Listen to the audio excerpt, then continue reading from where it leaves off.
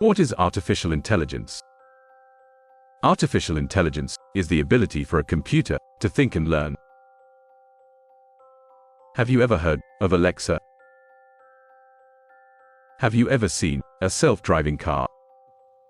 All of these technologies have something in common: they use artificial intelligence. Let's understand term individually. What do you understand by term artificial? Well, it can be anything that is made by human, things that are not natural. And what do you understand by intelligence? It is the ability to understand, think and learn. When we combine these words together, what do we get is artificial intelligence is the ability for computer to understand things and solve the problem. The goal of AI is to mimic the human and create system that can function independently and intelligently. With AI, computers can perform tasks that are typically done by people, including processing language, problem solving, and learning.